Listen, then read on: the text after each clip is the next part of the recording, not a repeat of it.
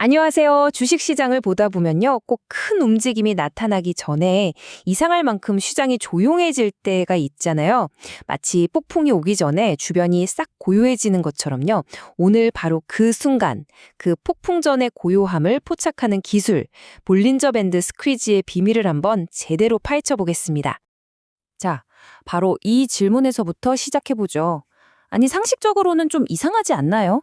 어떻게 아무런 움직임도 없는 이 조용한 시장이 곧 가격이 폭등하거나 폭락할 거라는 걸 예고할 수 있을까요?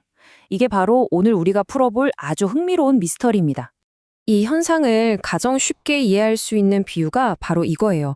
압축된 스프링. 시장이 조용하다는 건 에너지가 없어진 게 아니고요. 오히려 그 에너지가 한 점으로 꾹꾹 응축되고 있다는 신호거든요. 우리가 손으로 스프링을 최대한 꽉 누르고 있는 바로 그 상태, 상상이 가시죠? 네, 그럼 이 압축된 스프링, 그러니까 스퀴즈 현상을 우리가 실제 차트에서 어떻게 눈으로 딱 알아볼 수 있을까요? 그 구조부터 차근차근 살펴보겠습니다. 자, 이 모든 이야기의 중심에는요, 바로 볼린저 밴드라는 게 있어요. 어렵게 생각하실 거 전혀 없고요. 그냥 가격이 움직이는 뭐랄까 하나의 통로다. 이렇게 생각하시면 딱 맞습니다. 이 통로가 주가가 평균에서 얼마나 떨어져 있는지를 보여주는데 이 통로의 폭이 바로 우리가 찾고 있는 결정적인 단서가 되는 거죠. 그리고 이 볼린저 밴드의 폭이 재고 있는 게 뭐냐면 바로 변동성입니다. 변동성이야말로 스프링에 저장된 에너지 그 자체라고 할 수 있어요. 변동성이 낮아져서 밴드 통로가 좁아진다? 이건 에너지가 쌓이고 있다는 뜻이고요. 반대로 변동성이 커져서 밴드가 확 넓어진다? 그건 쌓였던 에너지가 방출되고 있다는 뜻입니다. 그래서 스퀴즈가 만들어지는 과정은 정말 직관적이에요. 첫째, 시장의 변동성이 슬금슬금 줄어들기 시작합니다. 그럼 어떻게 될까요? 자연스럽게 볼린저 밴드라는 통로가 점점 좁아지겠죠? 바로 이 순간, 밴드가 가격을 꽉 쥐어짜는 듯한 이 상태를 우리가 스퀴즈라고 부르는 겁니다. 자, 근데 여기서 진짜 중요한 포인트가 하나 있어요. 그냥 밴드가 좀 좁아졌다고 해서 스퀴즈다 하면 안 된다는 거죠. 핵심은 뭐냐면 밴드 폭이라는 지표가 있어요. 이 밴드의 폭이 최근 6개월, 그러니까 반년 동안 가장 좁은 수준에 가까워졌을 때 바로 그때가 진짜 스프링이 터지기 일보 직전까지 꽉 압축됐다고 보는 진짜 신호인 겁니다. 자, 그럼 스프링이 최대로 압축된 걸 확인했습니다. 그럼 이제 뭘 해야 할까요? 꽉 잡고 있던 손을 놓을 준비를 해야겠죠? 다음 단계에서는 이렇게 압축된 에너지가 빵 하고 터지면서 만들어내는 진짜 신호, 바로 돌파에 대해서 알아보겠습니다. 이건 볼린저 밴드를 만든 장본인 존 볼린저가 직접 한 말입니다. 변동성이 낮은 기간 다음에는 종종 변동성이 높은 기간이 온다. 이야, 이 한 문장에 스퀴즈 전략의 모든 철학이 담겨 있다고 해도 과언이 아니죠. 조용한 시기는 끝이 아니라 거대한 움직임의 전조라는 겁니다. 여기서 정말 많은 분들이 실수하는 지점 꼭 짚고 넘어가야 합니다. 밴드가 좁아졌다고 해서 너무 성급하게 이제 움직이겠구나 하고 뛰어들면 절대로 안 됩니다. 스퀴즈는 어디까지나 준비 신호일 뿐이에요. 진짜 출발을 알리는 총성은 가격이 밴드 밖으로 돌파할 때 울리는 겁니다. 이 돌파의 방향은 크게 두 가지겠죠. 보시는 것처럼 가격이 위쪽 밴드를 시원하게 뚫고 올라간다. 이건 강세 돌파, 즉 강력한 상승 추세의 신호탄일 수 있고요.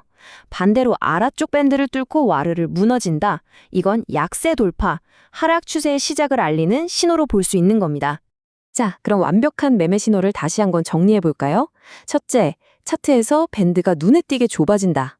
둘째, 그 좁아진 폭이 역사적으로도 그러니까 최소 6개월 내 가장 낮은 수준이다. 그리고 마지막 셋째, 가격이 그 밴드의 한쪽을 확실하게 뚫어버린다. 이 세 가지 박자가 딱 맞아야 합니다. 오케이, 이제 곧 큰 움직임이 온다는 건 알겠습니다. 근데요, 가장 중요한 질문이 남았죠. 그래서 스프링이 위로 틀까요? 아니면 아래로 틀까요? 이 가장 중요한 방향은 도대체 어떻게 예측할 수 있을까요? 이게 바로 스퀴즈 전략의 핵심이자 사실 가장 어려운 부분이에요. 스퀴즈 그 자체는요, 방향에 대해서는 정말 아무런 힌트도 주지 않거든요. 그냥 곧 움직인다. 여기까지만 알려주는 거죠. 그렇다면 우리는 도대체 어디서 그 단서를 찾아야 할까요? 해답은 의외로 거래량에 숨어 있습니다. 가격은 옆으로 조용히 움직이는 것처럼 보이지만 그 물 밑에서는 보이지 않는 힘겨루기가 계속되고 있거든요. 거래량과 관련된 보조 지표들은 바로 이 물밑 싸움에서 지금 누가 이기고 있는지를 우리에게 살짝 귀띔해 줍니다. 이걸 조금 전문적인 용어로는 매집과 분산이라고 불러요. 스퀴즈가 진행되는 조용한 기간 동안 누군가 남들 모르게 주식을 계속 사모으는 매집의 흔적이 보인다. 그럼 상승 돌파 가능성이 높아지는 거고요. 반대로 슬금슬금 팔아치로는 분산의 흔적이 보인다. 그럼 하락 돌파를 조심해야 하는 거죠. 바로 이런 도구들이 우리가 방향을 예측하는 데 큰 도움을 줍니다. 예를 들어서 여기 보이는 OBB 같은 지표는요. 가격은 잠잠할 때도 거래량을 바탕으로 매수하는 힘이 더 센지, 매도하는 힘이 더 센지를 미리 보여주는 역할을 하거든요. 이런 지표들을 통해서 우리는 보이지 않는 돈의 흐름을 추적할 수 있는 겁니다. 하지만 세상에 100% 완벽한 전략이라는 건 없겠죠? 이제 이 스퀴즈 전략을 사용할 때 가장 빠지기 쉬운 치명적인 함정, 바로 헤드 페이크에 대해서 알아보겠습니다. 이 헤드 페이크는 말 그대로 속임 동작이에요. 마치 농구 선수가 오른쪽으로 돌파하는 척하다가 순식간에 왼쪽으로 가는 것처럼요. 가격이 위쪽 밴드를 살짝 돌파하는 척해서 이제 올라가나 보다 하고 투자자들을 유인한 뒤에 갑자기 방향을 휙 틀어서 반대쪽인 아래쪽으로 훨씬 더 강하게 움직여 버리는 거죠. 이 볼린저 밴드를 만든 존 볼린저도요. 입이 닳도록 경고했어요. 헤드 페이크를 조심해라 하고 말이죠. 그만큼 정말 많은 투자자들이 여기에 걸려 넘어진다는 얘기예요. 와, 이건 진짜 돌파다 싶을 때 한 번 더 의심해야 한다는 아주 강력한 경고 메시지인 거죠. 바로 이런 헤드 페이크라는 얄미운 속임수에 당하지 않기 위해서 우리가 앞에서 이야기했던 거래량 같은 보조지표로 한 번 더 확인하는 과정이 반드시 필요한 겁니다. 지금 이 움직임이 진짜인지 아니면 나를 함정에 빠뜨리려는 덫인지 구별하기 위해서 말이죠. 자, 이제 우리가 배운 모든 조각들을 하나로 맞춰볼 시간입니다. 그래서 이 지식을 가지고 우리는 시장에서 실제로 무엇을 할 수 있을까요? 최종적으로 한번 정리해 보겠습니다. 볼린저 밴드 스퀴즈는 단순히 책에만 나오는 뜬구름 잡는 이론이 절대 아닙니다. 지금 보시는 화면처럼요. 수많은 전문 트레이딩 프로그램에서는 이런 볼린저 밴드 돌파 신호가 나오면 자동으로 찾아서 알림을 보내줄 정도로 실제 시장에서 아주 활발하게 사용되는 검증된 전력 중 하나라는 거죠. 이제 여러분은 차트 위에서 조용히 에너지를 은축하고 있는 그 압축된 스프링을 발견할 수 있는 눈을 갖게 되셨습니다. 하지만 진짜 질문은 이거겠죠.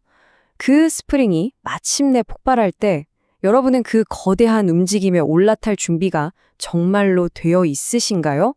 이 질문을 남겨드리면서 오늘 이야기는 여기서 마치겠습니다.